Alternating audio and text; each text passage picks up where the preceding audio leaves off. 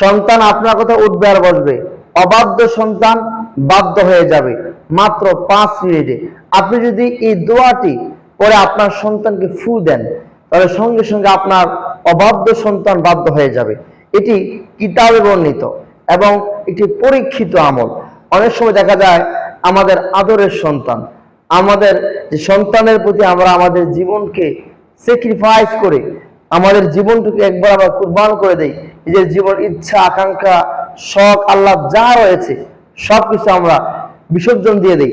কিন্তু সেই সন্তানরা যখন আমাদের অবাধ্য হয়ে যায়, আমাদের নাফরমানি করে, আমাদের কথা মতো চলে না, আমরা বলি এদিকে যাও, তারা যায় ওই দিকে, আমাদের কথা শোনে না, তখন আমাদের নিজেকে সবচেয়ে অসহায় মনে হয়।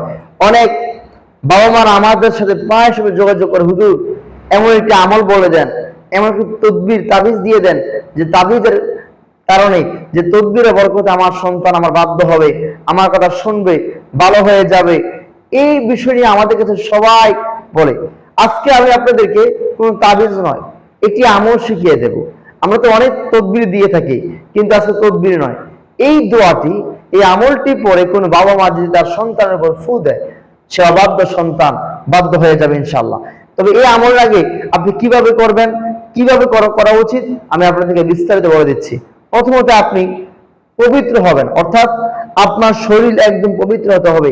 আপনি যদি গোসল করে নেন তাহলে আরো ভালো, উত্তম। এখন অপবিত্রতার কোনো অবস্থান নাই। তারপরে হচ্ছে আপনি উত্তম ভাবে অজু করবেন। অজুটা যাতে একটু ভালো করে হয়। অনেক সময় দেখা যায় আমাদের অজুর মধ্যে ভুল থাকে। আপনি বলবেন বিসমিল্লাহির রহমানির রহিম বলে অজু শুরু করবেন। অজুটা সুন্দর করে করার পর আপনি আকাশের দিকে তাকিয়ে বলবেন আশহাদু আল্লা ইলাহা ইল্লাল্লাহু ওয়া আশহাদু আন্না মুহাম্মাদান আবদুহু ওয়া রাসূলুহু। আপনি একবার পড়বেন শাহাদাত আঙ্গুল, ডান হাতের শাহাদাত আঙ্গুল আকাশের দিকে তাকিয়ে। এরপরে আপনি কয়েকবার ইস্তেগফার পড়বেন। আপনি যে ইস্তেগফারটা সবচেয়ে সুন্দর করে পারেন, আপনি চাইলে পড়তে পারেন আস্তাগফিরুল্লাহাল্লাযী লা ইলাহা ইল্লা হুয়া আতুবু ইলাইহি। 3 বার পড়বেন ইখলাসের সাথে, অর্থাৎ সুন্দরভাবে মনোযোগ সহকারের সাথে আপনি তওবা নিয়তে পড়বেন। এরপর আপনি চাইলে পড়তে পারেন আস্তাগফিরুল্লাহ রাব্বি মিন কুল্লি যানবি ওয়া আতুবু ইলাইহি লা হাওলা ওয়ালা কুওয়াতা ইল্লা বিল্লাহিল আলিয়্যিল আযীম। কিংবা আপনি চাইলে সাইয়্যিদুল ইস্তিগফারও পড়তে পারেন। যে ইস্তিগফারটি আপনার কাছে সবচেয়ে ভালো মনে হয়, আপনি সুন্দরভাবে পারেন, ওইটা আপনি পড়বেন। ইস্তিগফার পড়ার পর আপনি কয়েকবার দুরূদ ইব্রাহিম পড়বেন। তবে আপনি 11 বার পড়বেন, অর্থাৎ 11 বার আপনি পড়বেন। আমরা নামাজে যে দুরূদ শরীফ পড়ি, দুরূদ ইব্রাহিম, আল্লাহুম্মা সাল্লি আলা মুহাম্মাদি ওয়া আলা আলি মুহাম্মাদ কামা সাল্লাইতা আলা ইব্রাহিমা ওয়া আলা আলি ইব্রাহিম ইন্নাকা হামিদুম মাজিদ।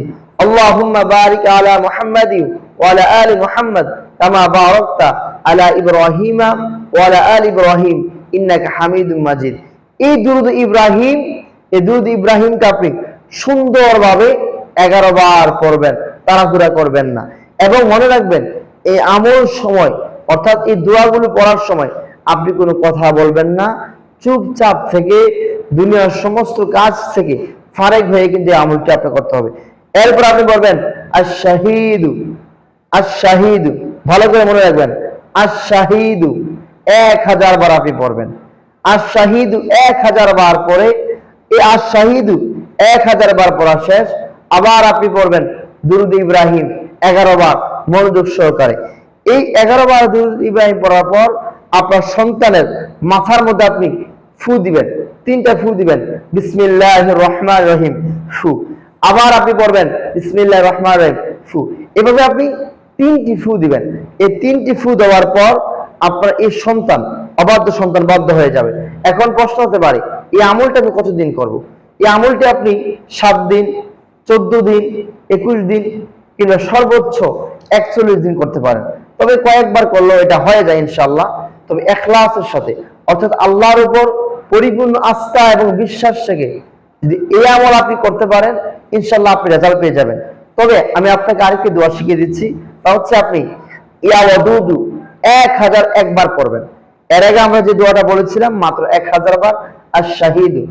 এখন আপনি বলবেন ইয়া ওয়াদুদু, ইয়া ওয়াদুদু, ইয়া ওয়াদুদু এই ইয়া ওয়াদুদু 1001 পড়বেন। 1001 পরে আপনার সন্তানের আপনি চিনি, মিষ্টি জাতীয় যে কোনো খাবার অর্থাৎ পানির মধ্যে ফু দিয়ে আপনার সন্তানকে দিয়ে দিবেন। যদি ওই পানি কিংবা ওই খাবার আপনার সন্তান খায়, তাহলে আপনার প্রতি, আপনাদের প্রতি, আপনার ফ্যামিলির প্রতি সানুগত্য হবে। বিশেষ করে সে তার পরিবারের সদস্যদের প্রতি আন্তরিক যে টান, ভালোবাসা, মহব্বত তার অন্তর আল্লাহ তৈরি করে দিবে। তাহলে আবারও বলে দিচ্ছি, আর শাহিদু 1000 বার, ইয়া ওয়াদুদু 1001 বার। আর শাহিদু করে আপনি ফু দিবেন, কোনো খাবারের সাথে ফু দিতে হবে না। আর ইয়া ওয়াদুদু আপনি কোনো খাবারের মধ্যে ফু দিয়ে আপনি তাকে খাইয়ে দিবেন, ইনশাআল্লাহ আপনার অবাধ্য সন্তান বাধ্য হয়ে যাবে। তার পাশাপাশি আপনি কি করবেন, আপনি নামাজ পড়বেন। নামাজ পড়ে আল্লাহর কাছে আপনি কাকুতি মিনতি করে আপনার সন্তানের নাম নিয়ে আপনি তার জন্য কল্যাণের দোয়া করবেন, বারাকার দোয়া করবেন এবং আল্লাহর কাছে বলবেন, আল্লাহ আমার এই সন্তানকে আপনি এমন বানিয়ে দেন, এইটা বানিয়ে দেন। সন্তানের জন্য কল্যাণকামী দোয়া করবেন। এই কাজগুলো যদি আপনি করতে পারেন, ইনশাআল্লাহ আমি আল্লাহর উপর তাওয়াক্কুল এবং ভরসা করে বলতে পারি, আপনি নিজের চোখে এই ফলাফল দেখতে পাবেন ইনশাআল্লাহ। আল্লাহ সুবহানাহু ওয়া তাআলা আমাদের সবাইকে এই আমলটুকু করে আমাদের অবাধ্য সন্তানকে বাধ্য করার তৌফিক দিন। আমিন।